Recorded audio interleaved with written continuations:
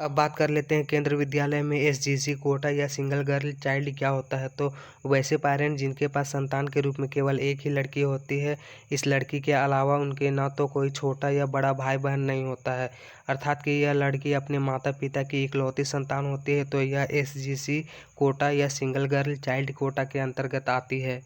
अब ऐसे पेरेंट्स भी हैं जिनके पास जुड़वा बच्ची होती है, अर्थात कि उनका जन्म एक साथ हुआ है और दोनों बच्ची ही होनी चाहिए, तब यह सिंगल गर्ल चाइल्ड कोटा के अंतर्गत आएंगे। जुड़वा बच्चियों का एसजीसी कोटा का लाभ लेने के लिए कुछ डॉक्यूमेंट की आवश्यकता पड़ती है जो सबके लिए अनिवार्य होता है, जैसे कि बच्चियों का बर्थ सर्टिफिकेट, कोर्ट से दोनों बच्चियों के लिए सिंगल गर्ल चाइल्ड सर्टिफिकेट होना आवश्यक है। आपके जानकारी के लिए बता दूं कि एसजीसी सर्टिफिकेट आपको कोर्ट से प्रत्येक वर्ष बनवाना पड़ता है, अर्थात कि बच्ची जैसे एक क्लास से दूसरे क्लास जाएगी तब तब आपको ये बनवाना पड़ेगा। अब आपके जहन में ये सवाल ज़रूर उठ रहा होगा कि आखिरकार ये हर क्लास में प्रत्येक वर्ष क्यों बनाना ज़रूरी है। तो आपको बता दूं कि जब आपने अपने बच्चियों का एडमिशन एसजीसी कोटा के अंतर्गत करवाया था, तब आपके पास केवल 2 जुड़वा बच्ची ही थी, इसलिए आप एसजीसी कोटा का लाभ ले पा रहे थे। लेकिन ऐसा भी होता है कि जुड़वा बच्चियों के बाद आपका कोई और बच्चा तो नहीं हुआ, चाहे वो सिंगल लड़का हो या लड़की हो, तब आप जुड़वा बच्चियों के लिए एसजीसी कोटा के अंतर्गत लाभ की प्राप्ति नहीं कर पाते हैं।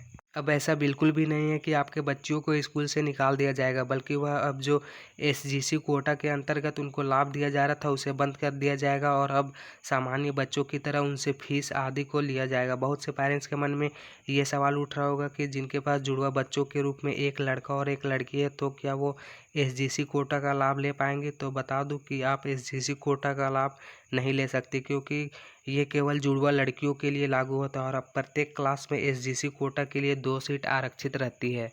हर क्लास में एसजीसी या सिंगल गर्ल चाइल्ड कोटा के लिए अलग अलग नियम होते हैं, जैसे कि क्लास 1 से 5 तक अलग रूल और क्लास 6 से आगे तक अलग रूल होते हैं। तो पहले बात कर लेते हैं क्लास 1 से लेके 5 तक एसजीसी कोटा का ज़्यादा फायदा होता है, क्योंकि क्लास 1 में एसजीसी के लिए 2 कोटा आरक्षित होता है, लेकिन क्लास में बच्चियों की संख्या में बढ़ने से उसके सेक्शन में भी वृद्धि होती है और जैसे जैसे सेक्शन बढ़ते जाएगा तो प्रत्येक सेक्शन में एसजीसी कोटा के लिए 2 सीट बढ़ती जाएगी। अब बात कर लेते हैं क्लास 6 से एसजीसी कोटा के नियमों में परिवर्तन हो जाता है। क्लास 6 में एसजीसी के लिए सिर्फ 2 सीटें ही आरक्षित रहती है। क्लास 6 में या आगे के क्लास में सेक्शन बढ़ने से एसजीसी कोटा के लिए प्रत्येक सेक्शन में एसजीसी का लाभ नहीं लिया जा सकता, जिस तरह से क्लास 1 और 5 में लिया गया था। मतलब कि क्लास 6 से एसजीसी के लिए केवल 2 सीटें ही आरक्षित रहेंगी, इसमें सेक्शन में वृद्धि होने से इससे कोई लेना देना नहीं है।